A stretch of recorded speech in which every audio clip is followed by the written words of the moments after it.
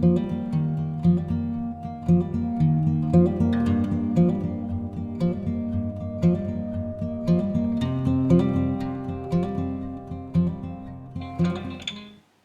welcome back to my channel. So in this video today we're going to be making some resin clocks.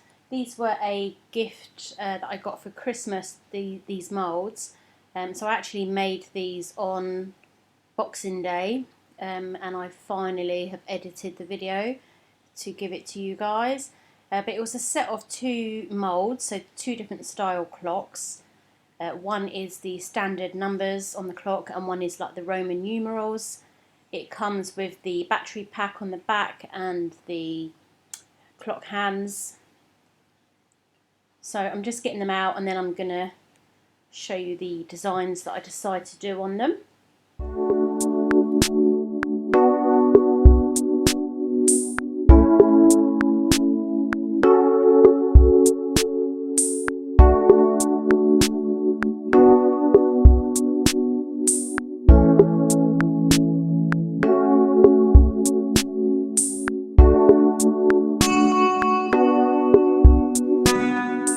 So here I'm just mixing up some bronze mica powder in some resin because I'm going to be using that for one of the clocks, which you will see.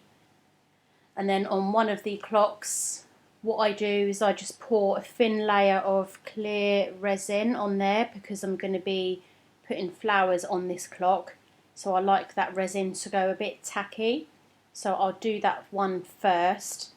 And then on the second clock, on the Roman numerals clock, I will use that bronze resin that I've made, and I will, with a toothpick, and this took me ages to do, I will go in and I will fill in those Roman numbers. And it was a time-consuming process, and you see I make a mess, but then eventually I clean it and wipe it up. Then let that sort of set for at least 5 hours before you go on to do the next layer. So I'll let you watch me do this bit and then we'll come back for the next step.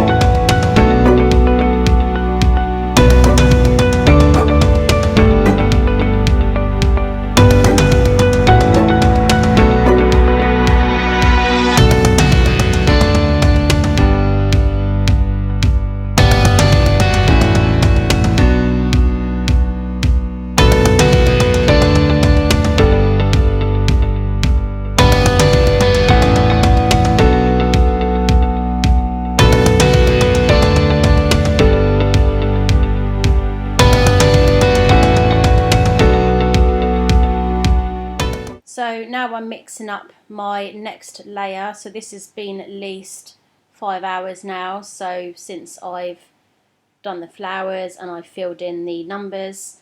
So I'm mixing up some grey mica powder, and that's going on the Roman clock. So I'm literally just pouring that over, and it's important to let that first layer sort of set, otherwise your numbers are just going to merge in and that grey will go in into those numbers. So let that set for at least 5 hours. So I'm just moving that along, and then on the flower clock, what I do is I mix up some like white sort of pearlescent pigment as well, or mica powder, and that'll go onto the white clock. So that's my background, and then you see with this it becomes a bit bumpy, the flowers sort of raise because they're not very thick moulds. And then with the excess of what I've got left over from this white, I'm going to swirl it into the grey and try and create a marble effect. So, and then I also use some white pigment as well, so you'll see me doing that.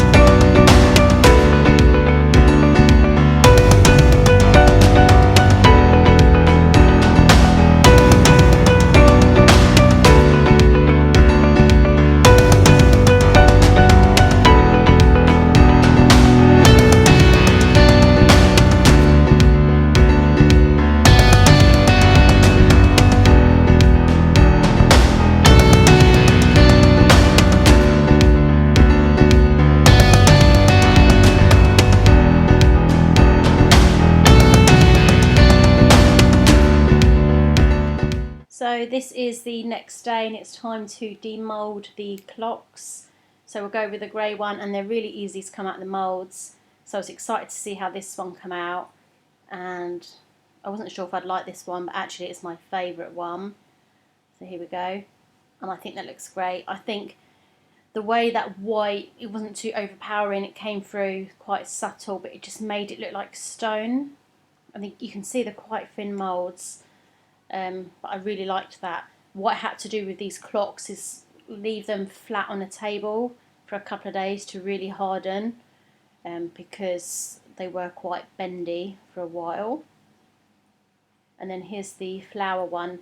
I actually thought I was going to be able to backfill these numbers with resin, but once it came out I realised actually I'm not going to be able to do that, because I wasn't quite sure how I was going to fill these numbers. So you'll see that I will do that differently, but some of the white did spill over onto the flowers, so it must not have been quite set enough, and I've got some overspill on the side, so with my X-Acto knife I'm just cleaning that up, but that's because I was trying to do a thicker layer, because you can see it's quite bumpy on the back, but who's going to see the back? So I'm using some black acrylic paint, and this is how I paint the numbers. So I will go round and I will do all of those.